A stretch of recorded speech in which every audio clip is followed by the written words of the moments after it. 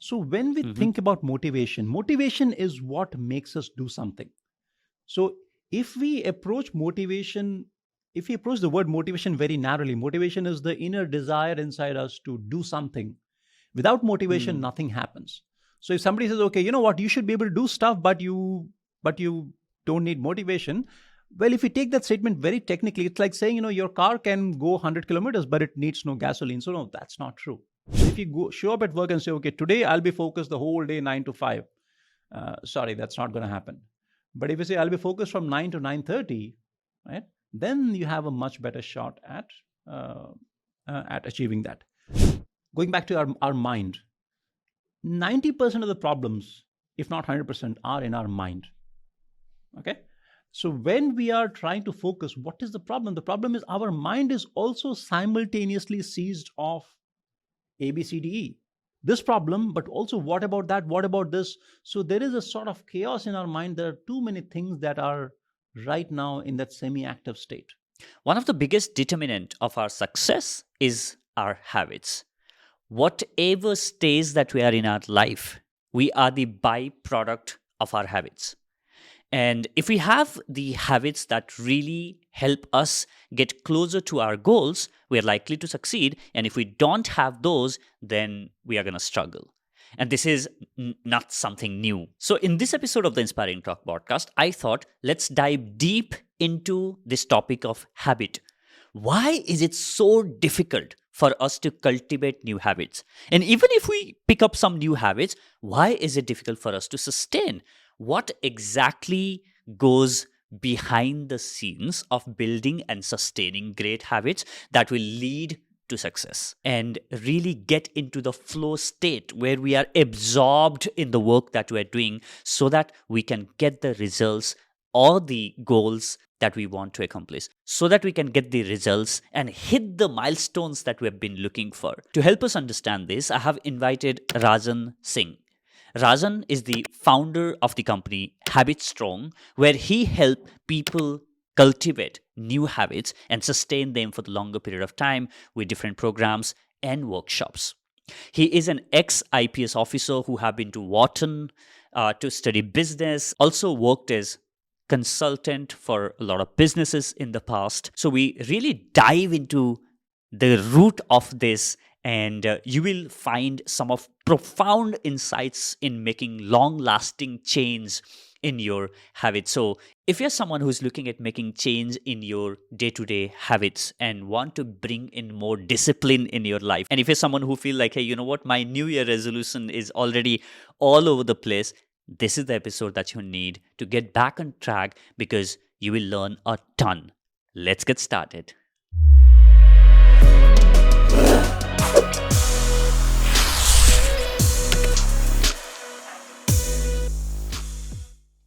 Welcome back to another episode of the Inspiring Talk podcast, and I'm super excited to be joined by Rajan Singh. Rajan, welcome to the show. Thank you. Thank you, Bijay. Great to be here. It's such a great pleasure in having you here, and particularly at the end of almost at the end of January, because this is the time when the New Year resolution that a lot of people set for themselves. This is the year where I'm gonna kill. This is the year where I'm gonna hit gym every single morning. This is the year where I'm gonna, make all the money that I've ever wanted by following the habits that I want to. And by the time we reach the end of January, half of those resolutions, people don't even remember. Why do you think resolutions fail? I think the answer is, in some sense, pretty straightforward. The resolutions fail because the person who made the resolution is not the same person who's executing the resolution, in some sense. So think of it like, when do you make the resolution? So this would be, you're thinking about it maybe the last week of December, and the year before has probably not been that great, and you're looking for a fresh start. And when we are looking for a fresh start, when you see like, okay, everything's going to be reset, it's a new life for me in some sense, that creates a lot of positivity. So in some sense, that person, your version, like version 2022, just to give a name, that version of yourself is feeling very optimistic. It is energized. Mm-hmm. It is feeling unburdened by all the stuff that went badly in his or her life in the last year, last couple of years. So at that point, when you're feeling so good, you're feeling so positive, everything looks easy, everything looks doable, and you want to aim big, which is the right thing to do. But come 30th January, now the first month has gone, or 25th of January, like we're recording today. Now those things are no longer there. The novelty of the new year is gone. The challenges. Remember when it's like when you think about, okay, I'm going to go on a drive in Goa, just as an example. Like I'll go on a drive, there'll be beach on one side, it'll be so beautiful. And it's wonderful to have that picture. But when you start driving, then you'll see, oh, there's a cow standing in the road and the road is bumpy and there's a traffic stop and traffic jam.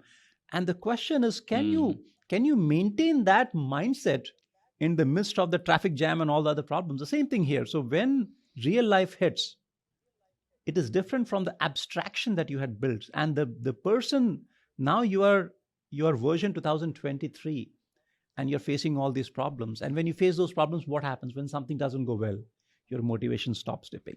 So the challenge is the guy or the person who made the resolution was very motivated, and the person who's executing is like the regular person. And yet we want this new person, this 2023 version, to execute what 2022 thought of and imagined. It is not impossible. It's of course doable.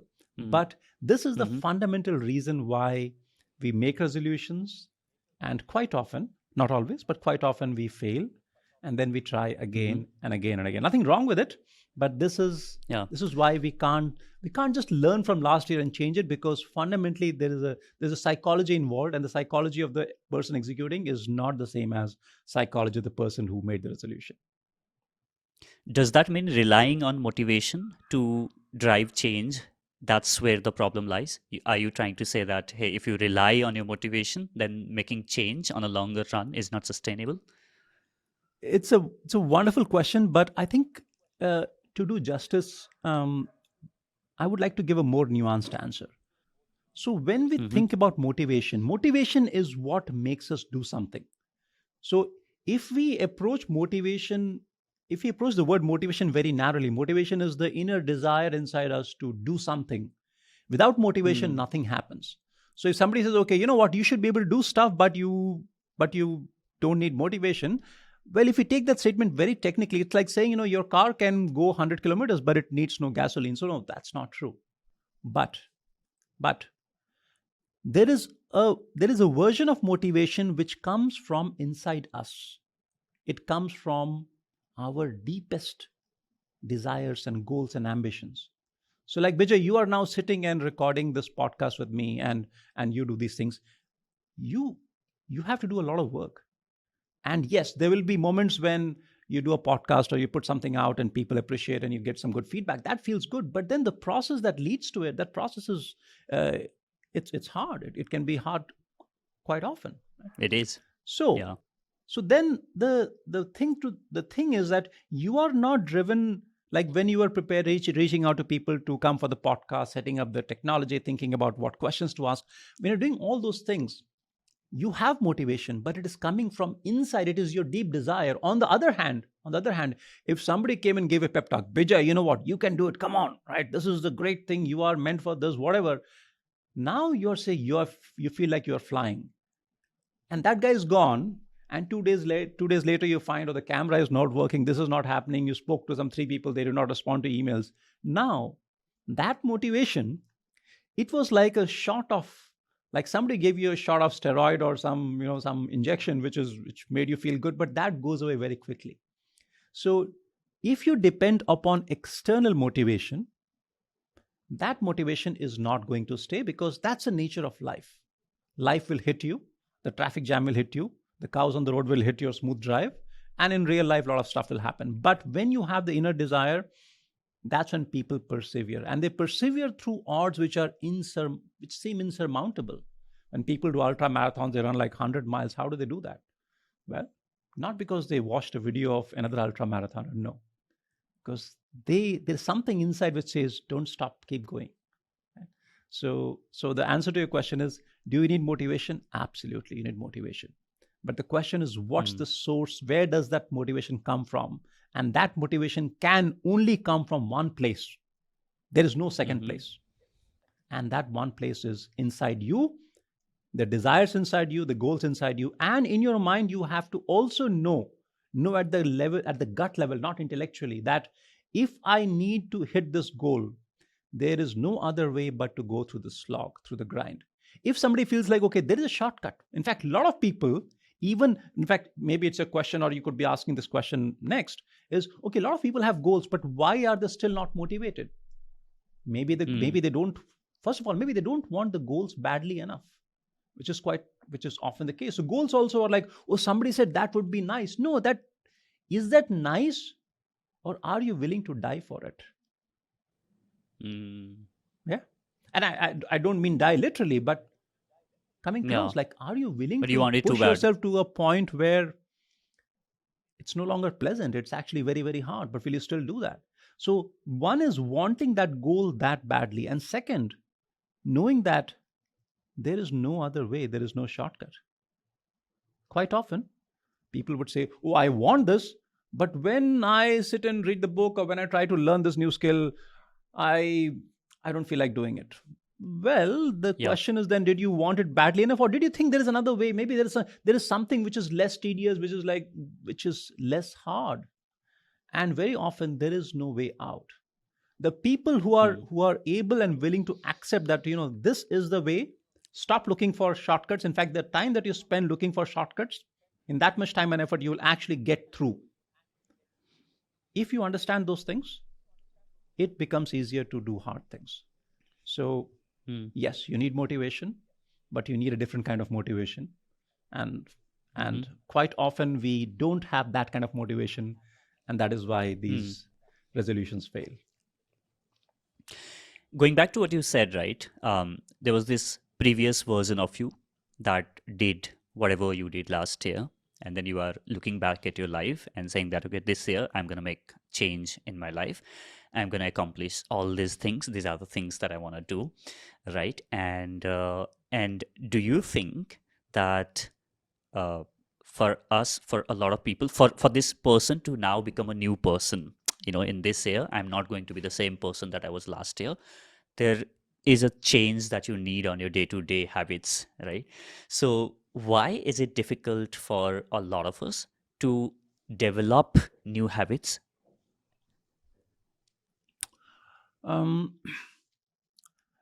Habit building is both very, very effective, but is also very hard. In fact, it wasn't hard, then we could all build habits very quickly, and then we would not be having this discussion in the first place. Now, why is habit building hard? So habit building is hard fundamentally because our brain it is wired in certain behavior patterns. And we have learned that certain activities are pleasurable or they are rewarding.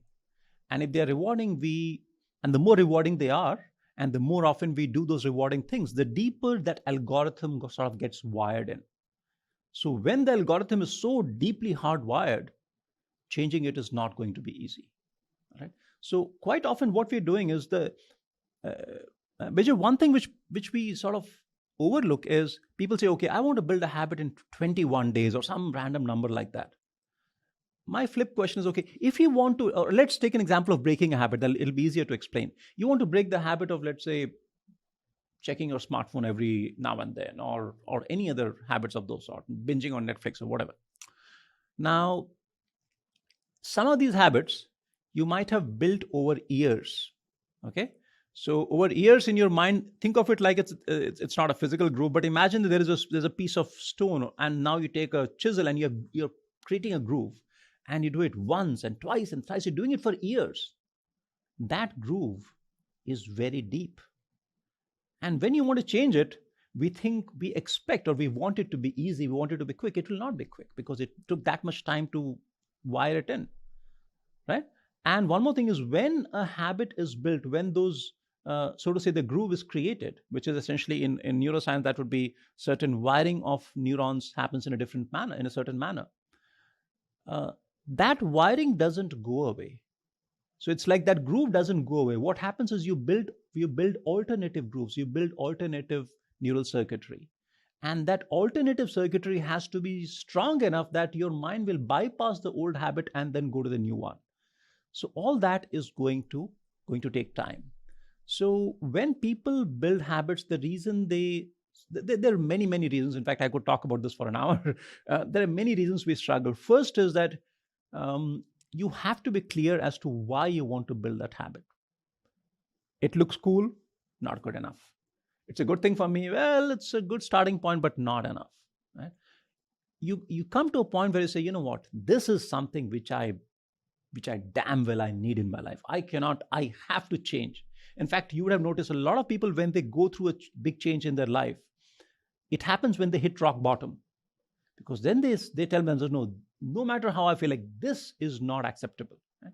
So having that strong conviction that this is not acceptable, it has to change, that's a starting point. Goes back to, again, our previous, the point I mentioned about goal, wanting your goal really badly. So why do you want to build that habit? When that why is very strong, that's a good starting point. Next is when, again, I'm not getting too much into habit formation. If you have questions on that, I can obviously dive deep into it. But fundamentally, to build a habit, what should happen is there has to be a trigger, something which reminds you to take an action, and then you take an action. And if that action feels rewarding, and this is the key, if that action feels rewarding, next time you would want to do it more. And if you do it again and again and again, what your mind starts, our brain is a very, it's a sort of efficiency seeking machine. It wants to optimize everything. So just to give an example, let's say you get up every morning and you think, okay, what do I have for breakfast? Now you say, okay, let me have some oatmeal and bananas. Let's assume that's your meal every day, okay, which is not the case, but just for argument. Now you have bananas and oatmeal, and breakfast is done. Next day you wake up again. Okay, what do I have for breakfast? And again, okay, let me have oatmeal. And then you keep repeating it, and then it's not efficient. Why do you have to ask that question and think through it? So why not just make it automatic? Like you wake up and, immediately your mind wants to go and have that oatmeal. This is exactly what habit is. So habit is essentially our mind's ability to learn from past experience. Okay, learn from past experience, look at what was rewarding, and then make that process automatic. That is habit. Okay, so there was a trigger. Trigger could be, let's say I'm sitting at work and getting bored, and then I feel like, I need to escape this boredom. So I check my Instagram and I see like some photo, I see some update, and it feels a little mildly rewarding. It feels like something novel. So you have trigger, you took an action, it felt rewarding. Same. So your brain is learning. So don't think of habit as it's nothing different from learning. Our brain is learning from the past to make the future better. But the problem is, the better as our brain defines is not the better as we today define as conscious human beings. So having an ice cream, from the brain's point of view, from a point of view of evolution, having an ice cream is a fantastic thing, because our ancestors, they lived in a calorie deprived environment, but we do not. So our brain is just trying to learn and be smart about it. But unfortunately, because we no longer live in those times, now we live in these brick and mortar buildings. Now we have jobs. We need to get promotions. We want to make money. We want to do a lot of stuff. The ground has changed, but our hardware is still what it was. For the most part, it's still what it was 100,000 years back. And therefore, this mismatch and habit formation is now a challenge, because now we want to build habits which don't feel rewarding in the moment. Having sugar feels rewarding because evolution made sure that the guy who does not like sugar, that gene did not propagate. So let's say there was one variant in gene pool where people did not love sugar. They don't eat sugar, so they don't have enough calories and they die out. The ones who like sugar, they are the ones who sort of proliferated. So here we are with all our habits which make sense in terms of evolution. Now, where I'm going with that is, today we want to build habits like go to gym and do your workout, or go for a run. Those things, they do not have instant gratification. So you set a trigger, you set an alarm at 6 o'clock, okay, reminds you, okay, take that action. You get up and start walking or start lifting weights, and it feels awful. Your muscles hurt, your joints hurt, and you're feeling sleepy, and everything in your body is screaming, no, don't do this. And that is the crux of the problem. How do we build habits which are not rewarding? Because because our brain is meant to build habits which are rewarding. So we need to find some, I don't like the word hacks, but I'm going to use it here. We need to find some hacks to overcome that. And there are a couple of them. So as an example, first thing is, if your inner desire is so strong. So to give you my personal example, when I started working out regularly and building the sort of the fitness habit, if you want to call it, it was after a decade of completely ignoring my health. And I paid a very heavy price. I talked about rock bottom. I actually had hit rock bottom. I could not take it anymore. So when the desire to like change your life is so strong, that muscular pain doesn't feel anything. You have to push yourself, you're sweating, all that it becomes insignificant, because something else is there that you want so much, you want it so badly, right? So that could be part of the answer. Another thing that could help Chase is the right things. sorry. Chase the right things. Yes, chase for you. Yes, chase the things that you really, really, really want. That is one way. A lot of people who have built good habits, they have been driven by that. Okay. Second thing which can help is, let's say, if you have a community of people. While there are a lot of people who don't like gyms, but one thing good about gyms is that when you go, especially if you go with friends, there are people around you, they talk to you, you see how much are they lifting, how much is my bench press. So all that gives a vibe. And some days, even if you're not motivated, if you're like, yeah, that friend is coming, let's show up there, right? So having a group of people can be enormously empowering. So now what you have done is you have taken an experience which is per se not very Rewarding, lifting, pleasurable. yeah, exactly. Lifting weight is not super rewarding, but lifting weight with a friend, that feels rewarding. So it's like, you put some sugar in something which is bitter, and the combination looks not too bad, right? So having a community can be a big deal. Third could be you feel rewarded when there is a sense of small achievement. So if you have, let's say, a habit tracker, and every time you do something, you put a tick mark. So that tick mark, or that moving something to done, maybe if you're tracking it vertically using, let's say, some kind of cards. So some action that you take which tells yourself, oh, you know what? I got this today. Sense of achievement. We get dopamine release, which dopamine is our motivation chemical. We think that dopamine release comes only from pleasure. That's not true. It comes from two things: pleasure and achievement, sense of achievement. True. So in fact, what you do in professional life, you go through a lot of stuff, not because of pleasure, because of the sense of achievement. That also feels equally good. People who climb mountains, people who push themselves to like a run for 26 miles, not pleasure, achievement, right? So both can help. So you need to find a way to generate something. As long as you find some combination of these things, any combination thereof, which makes you do this thing long enough, after that, what happens is that activity itself starts feeling rewarding. So now I don't go to gym because it's good for me. I don't go. It just feels good. It even if there is the aches are there, pains are there, but in your mind you can recreate. Okay, when I'm done after 1.5 hours, I will feel very different. It's a different experience. So every habit, whether it is habit of working out, running, reading, you name it, all those things, you have to find a way where you go uphill, and then once a downhill starts, downhill is what I'm calling downhill is when the activity in and of itself starts being rewarding. At that point, the habit is there with you forever. Then it'll. And is there? There also there can be slippages, but now it becomes much easier. So that's how you build habits. And is there a, like you mentioned earlier, 21 days, and you hear it takes this many number of days for you to build habit. Is there when you said, right, the downhill, is there a number of days that when that downhill starts for most of the people, or is it very individualistic in nature? Sadly, there is no such number, and I'll explain why that is the case. So how quickly you start the downhill journey, so to say, or how quickly the habits become self-sustained, or they are sort of on autopilot, it is a function of primarily how rewarding is that activity. So let us say if someone starts taking some drugs. Now these drugs are designed Many of them are designed to give you like a massive dopamine spike. In fact, dopamine spike is such it'll sort of smash your system. You'll actually destroy dopamine receptors with cocaine and all that, right? So when your dopamine spike is very, very high, then just a few repetitions is enough. In fact, there are people, there are a subset of people who can get addicted with just one drug. Not everybody, but there are some people. On the other hand, things which are less rewarding, you have to repeat it more and more and more.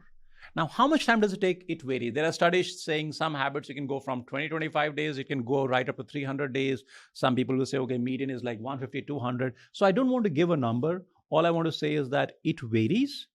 But if you're looking for hope, I can give you some hope here.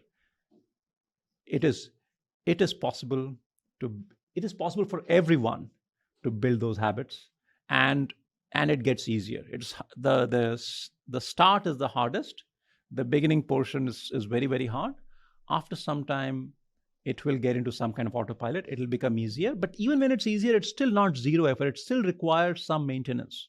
So some maintenance effort will be required, but you can build habits. And one more thing, which I want to highlight here is a lot of people, when they try to build a habit and they observe some fluctuation, that few days they were consistent, then something did not go right, they immediately say in their mind, oh, I made a big blunder. I'm the kind of person who can never do it. Maybe the guys who build habit, they are somebody special. I'm like not that person. I cannot do it. That is wrong. That's completely wrong. There might be like some, maybe 1 in 10,000, there might be some guy who's like so determined that they can do everything without effort. But practically for most of us, right, things are hard. It takes time. So it's about process. It's about the mindset. It's about your goal. It is not about being that special Superman person, because that Superman person for the most part does not exist. So the good news is everybody, trust me, even if you think you're lazy, you think you're a procrastinator, you think like, good for nothing, those are stories that we tell ourselves. That is not true, and people can build habits. Yeah. So Rajan, I was super regular with my workout, and I hit the gym for 6 months, and then I went on this vacation for 15 days. And once I came back, then I just the habit of going back to gym or meditation or whatever that was, like I was meditating for 100 days. And after that, I went for someone's wedding for a week for my cousins, whatever. And then I came back, and then, and I just failed in that. Like I was not able to pick up on that habit even after doing for so long. Why do we relapse even after so long, doing things for so long? Yeah. So this is probably the most common experience, I would say nearly universal experience of people who end up not building a habit. This is like the standard pattern. So let's deconstruct and understand why this happens. So there are a couple of factors here at play. So Bijay, when you first build the habit of working out in the gym, there must have been something in your mind at that time, something that was driving you. Maybe it was desire to be fit. Maybe there could have been, okay, doctor said something, hey, you need to do something, or you saw somebody and you got motivated. Whatever it was, there was something which was driving you. So there was a clear why, and that why pushed you into gymming. And over the 6 months, I'm pretty sure it got easier. The routine got set. Your body would sort of reflexively say, okay, chalo, let's go to gym today. And when you go, the routine also, you know exactly what to do. You don't, like the first week, you kind of figure out, okay, what do I lift? I mean, your posture is not right, all those things. You figure all that out, so you start feeling good. Now, when you have a break, there are, I would say, 2 or 3 factors which come in the way. First is that thing that drove you at that time 6 months back, that craving or that strong desire right now may not be there, or it may have weakened. That immediate cause. So let's say somebody, just hypothetical, somebody went to a doctor and doctor says, you know what, you don't fix this and you're going to have a heart attack. Right? Now that thing is fresh in that person's mind, and he or she will then do whatever is required, hopefully, to get back on track. But 6 months, 1 year later, that doctor's warning, it doesn't sound as dire. Like, okay, I've been there, I'm doing fine. Maybe I've lost some weight, I'm feeling fitter. So the why may have weakened. That could be one part of the reason. But there are 2 other, I would say, big reasons. The second one is that when you have a break from a routine, um, in our mind, the story that we tell ourselves is that, oh, I was doing this so well, and now once again, one more time, I broke this. I'm good for nothing. Building habit is beyond me. And we sort of validate, we tell ourselves that I have failed it's I cannot succeed at that. So that story that we had, that was sort of in our mind, but it was dormant. It comes up that I'm a failure or I cannot build a habit. And when we say, okay, you know what, one more data point, so I was right, I cannot do it.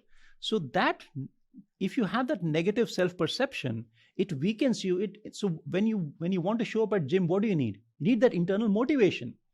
So instead of a positive motivation from inside, you're getting this negative thing that, okay, I cannot do it. So this is completely how we frame it. Okay, so if you frame it like a failure, it will prevent you from going and doing that thing, and then that feeling gets reinforced, and then you just prove yourself right. The second thing which may happen is, now let's say if you wanted to go back to gym and restart, now in those 6 months you would have built a certain amount of strength, certain endurance, certain capacity. Yeah.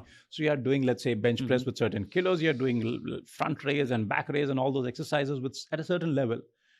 You're doing maybe like 30 push-ups. Now when you go back, you can't do 30 push-ups anymore. You can do probably like 20, and it feels terrible. So you push yourself, and then again the same feeling like, oh man, I've gone down, I've lost it. It's almost like I had built this such a beautiful picture. When you see those kids and they go to beach and they build those sand castle, and then it's like, okay, I built this beautiful castle and somebody just came and smashed it, and you feel terrible. And the way to counteract that is, just work back on those three things. So one is find your why. Like, why did I do the 6 months back? If that reason was valid, then why is it not valid now? That's number one. Number two is, when you go off track, in your mind, tell yourself, I'm just off track. Okay, 10 days I didn't do it. So what? Start on day 11. I did not do it for 3 weeks. So what? Start on week 4. Right?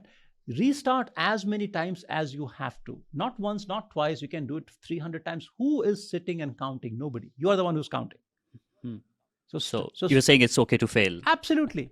In fact, Yeah. Here's what I'll say. Don't be harsh. Here's what I'll say. There is nobody in the world who has built a habit who has been consistent all the time. 100%. Not possible. Right? Life happens, sickness happens, something happens. Someday, maybe you're not feeling well. Maybe your boss said something, you got really annoyed. Stuff happens. But we can totally restart. Now, I'm not super fond of this be kind to yourself phrase, because it often gets misused as a means to just take it easy or don't do stuff. But in this context, I think it's absolutely the right thing. Like, just restart one more time, 10 more times, 1,000 more times. Who cares? That is the only way. I'm not saying that is a way. I'm saying that is the only way you can sustain habits indefinitely. Keep restarting. The last thing is, like I mentioned, when you restart, you may not restart where you left off. Naturally, your strength may have declined. Okay, you can't do 30 push-ups, do 20. Can't do 20, do 10. Can't do 10, do 5. Do whatever you can. Start from where you are and then build it up, and you'll go back very, very quickly. So if you can handle these three things, think about your why. Second is restart. And third is restart as you are, where you are, as opposed to looking for some ideal starting point or where you left off. I think you can build habits. So it's not that sustaining habits is hard. It is that we are thinking about it the wrong way. Change your thinking. And usually it doesn't work this way, but in this case, it's actually true. Change your thinking. It'll change your behavior, and that'll change your life. Rajan, you mentioned about dopamine having such a big role in sustaining the habit, right? When you feel good about doing the habit. So for the time, and I have this interesting thought that's just crossed my mind, which is, hey, here I am looking at building a habit which not necessarily give me the dopamine spike that I will get by going on Instagram or doing, or maybe ordering some comfort food or whatever, right? Having sweet and whatever. However, let's say if I'm trying to build the habit of meditation, then do you think in the process, like, again, when you are meditating, it's like, I think it's the dopamine that you'll get is like very low, right? You won't get that spike that we're talking about, right? while I'm building this habit, do you think using some external rewards and incentive to, hey, I did meditation for a week in a row, and here's my reward, and then use those rewards as, the kind of reward as a dopamine kind of, to till the time it becomes habitual and I really, get in the flow. Do you think that works, or do you think? Oh, yeah, as long as the reward itself is not inconsistent with the activity, right? So if you, let's Hmm. say, if you do, you say, okay, I'll meditate for 20 minutes and my reward is I can watch Netflix for 2 hours. And that's, it's sort of the reward itself, defeats the purpose of meditation, because the idea of meditation was to build, to some extent, build single pointed concentration, build sense of calm and control. So you don't want to throw it away. But yeah, some other, an appropriate reward, absolutely, it's very, very effective. The other thing to keep in, I mean, the other things you could try which are not in the category of reward, like let's say, Bijay, very simple. Let's say you have a friend of yours who, and both of you want to build the habit of meditation. Just decide, okay, you know what? Let's come on Zoom every day. Okay, 7:30. All of we both meet, and we'll do it for let's do it for 1 month. Now, once you've committed, not showing up is not just about, it's not just about meditation anymore. It's about letting down your friend, right? Which you don't want to do. So there are many of these things that you can try, and as long as they get you to a point where now when you meditate, your mind actually starts going calm, you start feeling good. That sense of bliss might be an overstatement, but you sometimes do feel that. All those things will make it very attractive. I'm pretty sure all of these habits, they will become self-sustaining once you actually want them. You want to do it, not because it's good for you, not because something they do feel rewarding. And meditation certainly will feel rewarding at some point. And also there's the opposite of it, right? The thought that, hey, you know what, also if you're looking at having rewards and incentives for doing good habits, um, have those in place. And also if you're not able to do or like work on the habits that you said that you're going to build, have the punishment in place as well. Do you sort of believe that that works as well? Like, hey, for example, the punishment could be as simple as, okay, if you do not meditate, like if you miss 3 days of meditation in a row in winter, just go and take cold shower and no hot water for you. Like, do you think that kind of stuff work, like being having those kind of punishments in place? um, I think it might work. It probably will, as long as the punishment uh, doesn't doesn't break your spirit, or um, it doesn't weaken your energy. It doesn't weaken your sense of self. So let's say, as an example, if a teacher is there's a meditation teacher who's making kids do meditation, and when they don't, like, he goes and gives them a slap or makes them stand outside or humiliates them. That is a punishment, but that punishment, it weakens their sense of self. It doesn't strengthen them. So that punishment will not work. On the other hand, when you choose yourself, it's okay, you know what, if I don't do this, then I don't get to get a hot shower one day. It's your choice. And that might totally work. And in these cases, my simple guideline is, look, none of these are not mathematical problems which you have to solve analytically. If you're not sure, try it out and see for yourself. So short answer is, what he said is, will it work? Yes, absolutely. It could quite likely work. So Rajan, for this episode, I asked people on Instagram that, hey, I'm getting Rajan on the podcast, and what are the questions that you want to ask? Mhm. And on these lines, we have Aparna, who goes by Aparna4409 on Instagram, says that, how do I break the chain of bad habits? Mhm. To some extent, we have covered, but if there's anything else that you'd like to add on the chain of bad habits. Right, right. Now, what happens is, based on my own observation in my life, what I've found is that habits come and go, often not alone, but as a group. So it's like a flock of birds coming in or flock of birds leaving your life. So if you form one good habit, this is again not a guarantee, or not saying always happens. it is quite likely that that one good habit will motivate you to build another good habit. So just to give one example, let's say if I go for like a long run and when I come back and I feel really good, I feel very motivated. That is a day when I don't feel like, if even if there is some snack on the table or there's something, I will not go and pop it into my mouth. I'll feel actually more disciplined. Nobody has told me, right? True. But you Hmm. want to you feel like today, okay, I'm victorious. I don't want to let that go. So good habits will sustain and help you build other good habits. On the other hand, unfortunately, it works the other way around as well. You build one habit. What does, so let's say you go and binge watch Netflix for 6 hours. What happens after that? For most people, you feel terrible. It's like it's a disgusting feeling, and that when you feel that bad, now you want to escape that bad feeling, and one way to do that is go and have some ice cream, and you feel even worse, and then do something else. So essentially, all these bad habits can sort of support each other, or they can cause you to build other bad habits. So now in Aparna's question, she says that she probably has a string of bad habits.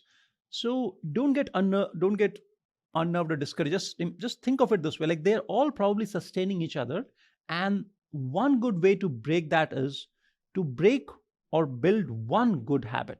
Right. So there are habits that are called keystone habits. Keystone habit is a habit which, if you build in your life, it will motivate you to build other habits. So the simple and the What most are some examples? simple example, like Mhm. regular working out. It's such a simple thing. If you start working out regularly, if you go to gym 3-4 days a week, go run 2-3 days a week, so 5 to 6 days a week you are like doing some morning intense exercise. Do that for a couple of months, see what happens. A lot of people who are smoking will actually not have a desire to smoke anymore, or their craving will go down. Because one thing is, of course, when you run, you feel like you need lung capacity, and then your mind says, you know what, that thing, that shitty thing that you're having, like stop having that. You will automatically start eating healthier. I'm not saying you'll go like totally clean, but you may still have junk food, but you will have more sense of control. So when there is one habit which brings in this sense of positivity, that positivity then now motivates you to say, you know what, let me do that one more thing, and then one thing. So working out is a great keystone habit. Meditation is again a wonderful keystone habit. Um, Reading something, like building the habit of reading for an hour every day, reading things which are meaningful to you, that can be a keystone habit. So any habit which creates this sense of positivity, sense of achievement, sense that, you know what, my life is making progress, I am moving forward. Um, so so my advice to Aparna is, maybe take an inventory of all the things that you want to change. Don't try to change everything in one go. Pick one thing, or pick a fresh new habit and you start building, and from there, a month, 2 months later, try to break the next one, and gradually you'll be able to build a new life. And if you ask me specifically what, I'm a big morning routine fanatic. Not because it sounds cool or it's a good theory. No, I have found it to be, personally in my own life, I found it to be incredibly valuable. So I would say, if every morning you can start doing some exercise, that's a good start, or meditation, or both, or pick one thing and start doing that. I think that'll be the start, and hopefully it'll be a domino effect and other things will change. Hmm. So, do you think the idea of habit stacking, right? Like you said, I came back from workout and I'm feeling high in energy, and maybe I'll have a good, healthy ball of breakfast. Right. So, I avoided eating, the breakfast that was not good for me. And now that I had that and that's feeling good, then I say that, okay, let me try and work on the project that I've been delaying for Yeah. for a while, and then let me pick that up for another Right. 60 minutes, and I work on that. Oh, and then, oh, boom, now then, I have done that. And then, do you think like habit stacking is something that really works, or are there any tips on habit stacking that you'd like to share for the people who are looking at building habits? Right. So the classic definition of habit stacking is that you have an existing habit and you stack a new habit that you want to build on top of it. So the existing habit serves as a trigger to build a new habit. So just as an example, if you want to build the habit of, say, morning meditation, and you already have the habit of let's say you have morning coffee, which many people do, morning coffee or tea. So you say, okay, I will have my coffee right after my meditation. That's a decision. Right? So now, because your mind is pushing you to say, you know what, have coffee. You're like, okay, yeah, I want to, but then let me get my meditation done. Because now, so you're sort of putting this in the path of your coffee. Or alternatively, like every time I have my breakfast, after that, for half an hour, for 1 hour, I want to work on my number one priority task without any distraction. Another habit you could build. So every day, finish my breakfast, 1 hour of focus. Now you could vary this obviously. So habit stacking certainly works. Just one thing I want to caution is all these techniques, they are effective, they work, but none of them are magic. Okay, so you still have to have that mental resolve. You have to want that goal. You want to have that change. They help you bring about that change, so you know how to go about it. It's like this, Bijay. I can show you a road, or you can show me a road, and say this is the road.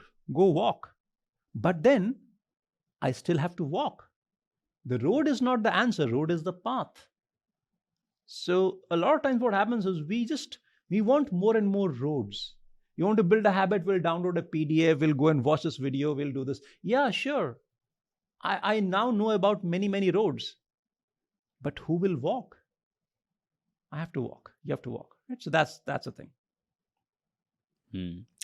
So Rajan, shifting a bit of gears here, and you have been, hitting a lot of milestones in your life, right? Right from going to IIT and then serving it as IPS, and then going to business school, doing all of that, right? So what is the thing that you learned about discipline in all these years of doing a lot of different things and now building habits strong, you know around discipline? The idea of discipline is fairly straightforward, which is overruling our innate desire to do things that are instantly gratifying. So, our natural response as human beings is to do stuff which gives me instant pleasure. Why? Because evolutionarily that made sense.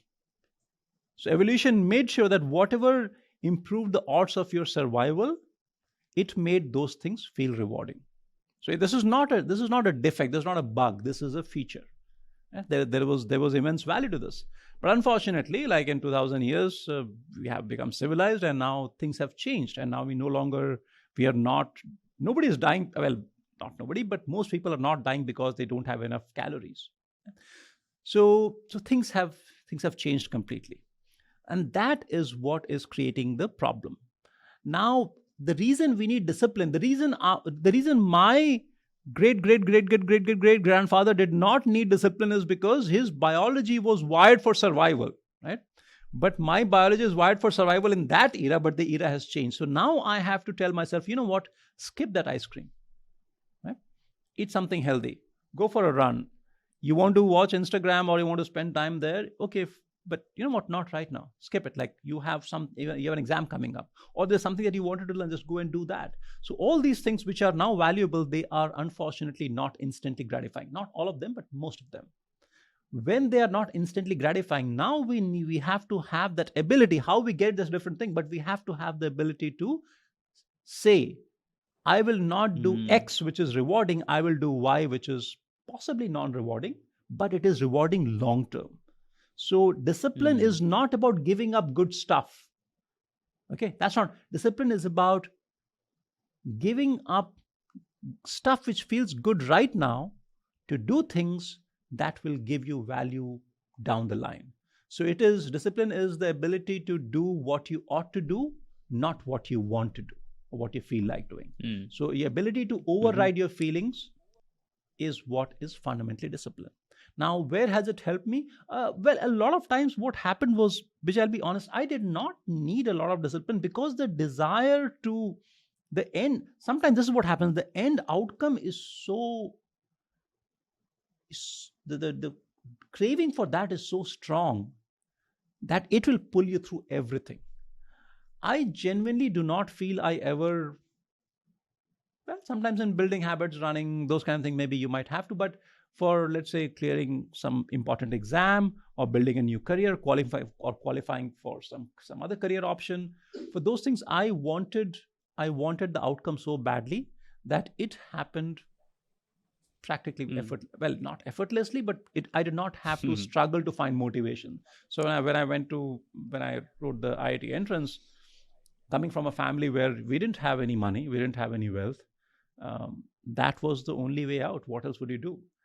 Same thing when I wanted to join the civil services. I really wanted that job, and I wanted it like very, very, very, very, very badly. So a lot of times when you want the outcome badly, it ensures that everything else falls in line. But in day-to-day stuff, like when you're building good habits, fitness, etc., there you may need more self-discipline. And what I've observed is that when you get a few things in your life right, you get the conviction that, you know what, this is doable. I can do this. That self-confidence goes up, and when your self-confidence is higher, then you push for things. You don't accept defeat very easily. So I have this, whether it is due to training or experience or whatever, I don't know, but I have this thing of not giving up. So I don't give up on anything, which is not always a good thing, by the way. It may sound like a cool thing. Sometimes it can actually misfire, because there are genuine reasons when you should stop, introspect, and sometimes maybe even like stop doing or change directions. But I have to be mindful on that side, that if you give me a task, there used to be these stories of this is Japanese used to be very, very fanatic. I mean, they probably still are, I'm not sure. So in World War, like, you would find that World War got over, and there were these holdouts, they used to be called, the guys who would keep fighting. In fact, there were guys who fought for decades. There's one guy hiding in the forest. Anybody comes, he'll shoot them, because they have not received the order to surrender. They will not surrender. This has happened not one. This has happened multiple cases. Sounds very weird, but unfortunately, those people actually they killed people because they came and say, "Hey, you know what? The war is over. Not now. It's over like 20 years back. Please come down." And the guys, no, I don't have orders. They keep fighting. Now, you should not go that far, right? But certain amount of perseverance is required, and I think that is something which I would say in most cases comes quite naturally to me. So none of these things necessarily are about discipline as much as they are about wanting things and wanting things badly enough. So Rajan, the other thing that I want to talk about is productivity, right? And one of the things that you talk a lot about is this flow state. And what I'm hearing a lot in our conversation is having this innate desire, deep desire to get the outcome. For you to build the habit, once you want it so bad, then everything that comes in between, you are ready to go through it, right? Which takes me back to the fact that, hey, you know what, that means you need to, even before you think of building a habit, you go and ask yourself, like, what am I doing? Do that reflection on your life, and probably find something that you are gonna really, really, enjoy, or really, really want in your life. So if you are saying that I'm not able to build this really, this habit, it's likely that the desire is not as strong, or the reason or the why, like you said, is not as strong, right? And to some extent, similar with the building discipline as well, right? So if I want it so bad, then there's no reason why I would not show up on a daily basis to work on that task. Right? So what about like productivity? Now, if I'm looking at becoming productive, and you talk about, and share a lot about flow state as well. Maybe you can share like what flow state is, and also share then how really one gets there. And let's also keep in mind that not everyone who's listening right now probably are doing things that necessarily they absolutely love or have a strong desire to do, right? Because life throws situation at us. Of course, yeah. All right. So the idea of flow came in 70s, 80s, and came from field of psychology. I'll not talk too much about the theory behind it. The idea is that our sometimes our mind gets so absorbed in the task at hand that our cognitive capacity is completely allocated to the task. Nothing is left to observe anything else going on, and we lose track of everything else. We lose track of even flow, even passage of time. And that state of complete absorption, if I may call a meditative absorption in your task, is what is called a flow state. Now, flow state obviously has been glorified. In fact, it's a very worthy goal. The idea of flow primarily came from this guy. He was a professor at University of Chicago. His name was Mihai Csikszentmihalyi, a Hungarian-American scientist, and he was trying to answer a very simple but very interesting question, which is what makes people happy. And the way he answered the question was not theorizing. He said, okay, you know what? Let's get a bunch of people and ask them, like, are you feeling happy? And whenever they say, okay, I'm feeling really good, look at what's happening in their life. What might be causing them to feel that happy? And once we do that, we have the answer. Very simple but very breakthrough idea. So he got a bunch of people for the studies. They were given those pager devices, and they were programmed to go. They would start buzzing at random times during the day, like a couple of times a day. And every time the buzzer went off, the person was asked to take out a questionnaire and fill the questionnaire, which would have questions like, how are you feeling right now? What were you doing right now, etc., etc. And if people said that, okay, I'm feeling amazing, or this is great, then once we understand what they were doing, we can do the correlation. And they did that, and they found that there were, in a certain subset of cases, people did report being absolutely completely present. They were like, I wish this could just continue. They felt no resistance in the path. Everything was just almost automatic. And when they looked at those cases, what was happening, it was never when they were on vacation or having martinis on the beach. None of that. These situations were when they were completely absorbed in some activity actively.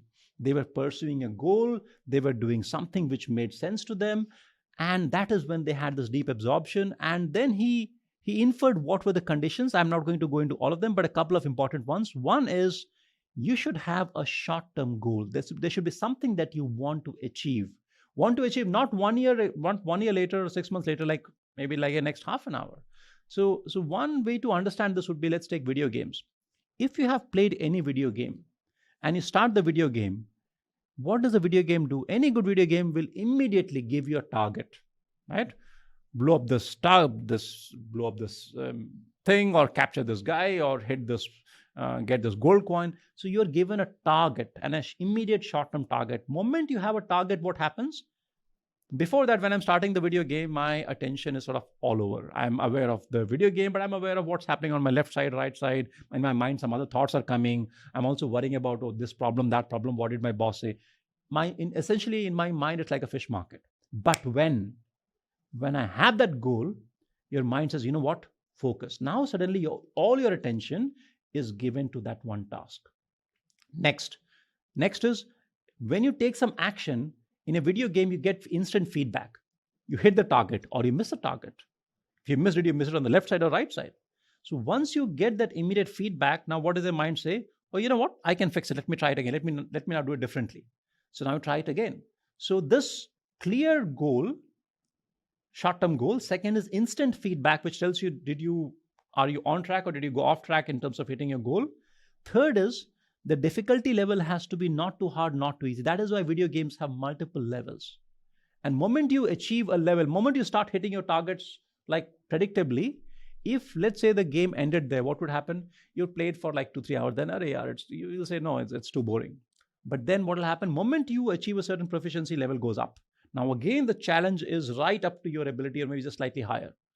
Then you again get there, again level will go up. So essentially the third point is, the challenge has to be sort of equal to your ability. If it's too hard, you will give up. If it's too easy, you'll get bored and quit. Right? This is the third requirement. Fourth is no distraction. In case of a video game, the distractions are automatically gone because this thing is so damn exciting. But if you're sitting and reading a book, then that'll be difficult, because now if your phone is buzzing and you're getting notifications, somebody's calling you, then you won't be able to. So we need to get rid of distractions. There are other conditions as well, but I leave it out. I'll say this is simple. So in some sense, if I had to give you a shorthand to get into the flow state, you need to have a goal. And in your question, Bijay, you mentioned sometimes people may not have a task which they love, which is fine as long as they want to achieve that goal. So let's say you get a deadline. Deadlines, by the way, are great for achieving flow. You're told, Bijay, I need a proposal from you. I need it tomorrow by 3 p.m. Can you do it? You say, yes, I'll do it. Now you have committed. And let's assume that the time from here to 3 p.m. tomorrow is just enough. It's not 1/10 of what you need, but it's also not like 10 times what you need. It's sort of enough. You can get it done, but if you push yourself hard. Yeah. Right? So in that case, even if you don't love the task, but once you commit to it, if you want to hit that goal, then you will go on track and hopefully, in fact, quite often I've seen in deadlines when deadline is over, people feel like, oh my God, wow, this is such a relief. And I got so much done. Man, this thing takes me like 2 weeks and I got this done in like 2 days. It happens very, very often. So a flow state is about meeting these conditions, whether it is work, it's a video game, it can be any situation. As long as those conditions are met, you are likely to have that flow state. I think that's beautifully put. And talking about the distractions, I had the chance to sit with Niryal, who has written this book called Indistractable, and he said, you know what, oftentimes we think that it's the external distraction that's really not allowing us to do things that we want to do. But he said it's more internal, right? Where you are not comfortable with something within, and that's why you are trying to escape that, right? The reason that you are trying to escape a task which is seemingly a little difficult is not because of the notification on your phone or some other distraction there, but it's because there is some discomfort or unattended emotion that you need to address first. Do you think that the internal distraction plays a bigger role than oftentimes like we put it on external distractions? Oh, you know what, I got that call, or oh, you know what, I got that message, and then I got distracted. I agree with what Nir said, but I also want to add. So yes, I do agree, but I think there is more to it. So there are two things which I want to layer on top of that. One is, where does that internal distraction come from? Number one. Number two, internal distractions may be more common, may be more powerful, but do external distractions, do they matter? And the answer is, to both the questions, yes and yes. So there is a reason why internal distractions happen so often. So let's take two people, okay? Hypothetical. One guy who has never had, for whatever reason, he or she was never exposed to Instagram, never had a smartphone, dad never gave them the privilege. And there's another person who has been on Instagram for like last 2 months, or last 2 years, and they're very, very active, a lot of friends, blah, blah. Again, no judgment, just let's do a head-to-head comparison. Now, if both of those people are told, you know what, sit and work on this task for 45 minutes. There's a phone next to you, but don't check it, right? And then the guy goes away. Now they're on their own. Now, when they start working in the task, and the task is hard, it's designed to be tedious, it's boring, it's painful. When we face something painful, our mind wants to escape that, all right? But here's what will happen. The person who is used to checking Instagram very often, their pain threshold is very, very low. So they will switch much earlier than the other guy.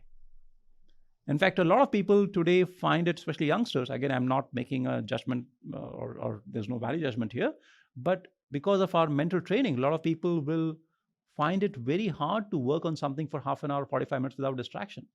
So the distraction is from inside, but it's from inside because it has been trained that way. Okay, so we cannot say that the device is not, or the device ecosystem is not at fault. Well, it's like I train you, I'm your trainer, I train you to behave in a certain way, and then I vanish. And then say, you know what, Bijay behaves in a certain manner. Of course, Bijay does behave in that manner because Bijay was trained to behave in that manner. And I trained you. So do I have culpability or responsibility? Of course I do. There's no question. Second is, external distractions, while they may not be primaries, they are not the only culprit. they most certainly play a role. So when there is a ping on your phone, when we feel like there is something novel, human mind is very, very curious. How often, Bijay, how often have you gone on WhatsApp or Instagram or LinkedIn or wherever, and you see those notifications, like two notifications, five Yeah. notifications, and you come away without clicking? How often does it happen? Mm, Of course, someday if you're saying, no, very today rarely. I'm going to not Yeah. do it, maybe then that day. But Yeah. normally, when you see something, Yeah. click, because we are curious. Yeah. So Yeah. it's not a binary either or, both play a role. But I think where the nuance that I want to add to the discussion to this point is that the the desire to escape the discomfort, it's always there, everybody has it, but then the thresholds vary, and our devices have lowered that threshold so much that at the slightest discomfort we want to jump and run away, whereas 30 years back that would not have happened. Hmm. Makes sense. So, Rajan, when I had a couple of interactions with you, um, few things I noticed. Number one, you don't use WhatsApp. Number two, you turn your phone off and go on these deep, focus work kind of sessions. What are some of your favorite productivity tools or techniques that you yourself implement and that you recommend to people? So Bijay, I'm experimenting with a couple of things. In fact, we are soon launching a program on productivity for the digital age, and productivity where you get a lot done not by pushing yourself to death, by doing it in a calm, composed manner where you actually experience flow, hopefully. So I have spent a lot of time recently working on these ideas, and a couple of things that I am doing which I find very effective. One is this simple idea which a lot of people have heard of is, think of focus as a sprint, not like as a day long marathon. So if you show up at work and say, okay, today I'll be focused the whole day 9 to 5, sorry, that's not going to happen. But if you say I'll be focused from 9 to 9:30, right, then you have a much better shot at achieving that. Second is that, going back to our mind, 90% of the problems, if not 100%, are in our mind. Okay. So when we are trying to focus, what is the problem? The problem is our mind is also simultaneously seized of A, B, C, D, E. This problem, but also what about that? What about this? So there is a sort of chaos in our mind. There are too many things that are right now in that semi active state. And to be able to focus, you have to be able to drop everything else. I have 5 priorities, but when I pick up one, A, B, C, D, E, I picked up A, B, C, D, and E have to die for at least next half an hour, 1 hour, or whatever time. If they're all alive simultaneously, it's like, 5 babies screaming for milk. You don't know whom to give the milk to. But if four are saying, okay, they're quiet for next 1 hour, then you can feed that baby. So we have to feed just one baby. We have to feed just one task. And that, the sprint allows you to do that. And there are simple things you can do, like in your mind, if there are many things, write them down and just let go and focus on this one task that you have picked up. The other thing which I've found very useful is, again, productivity is a very vast topic, so we can't get into all the discussions. But I think the the one goal of productivity, according to at least the way I look at it, is it is not about doing the most number of to dos in a day. That's not the idea of productivity.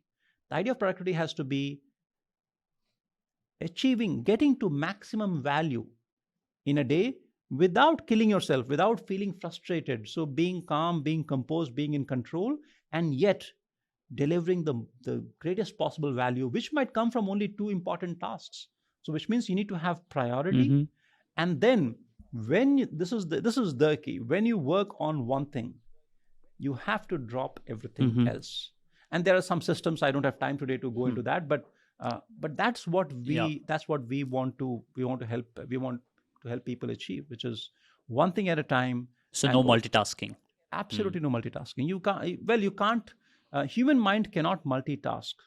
What we do is we are switching between multiple tasks at a very rapid pace, thinking about A, thinking about B, thinking about A, B, A, B, A, B. We are not doing A plus B. We are doing A, then B, then A, then B. That is what is multitasking. There are exceptions. The one exception is, it's worth mentioning. If there is a habitual action that can happen in the background, so let's say you want to listen to this podcast, you can, if you're a good driver, your driving is sort of automatic. So your driving is not an active process. So you can listen to this podcast while driving or while doing some activity. But if somebody is learning driving today for the first time and they're also trying to listen to this podcast, not going to happen. Either they'll make a mistake on the driving, or they won't be able to pay attention to this podcast. So a habitual action can run in the background. In the foreground, you can have a cognitively demanding action. Other than that, you cannot do multitasking.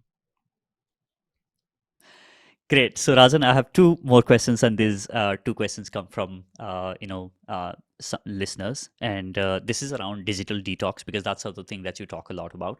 So these questions come from Janvi Khurana. She says, "How does one realize that they need a digital detox?" Wonderful question.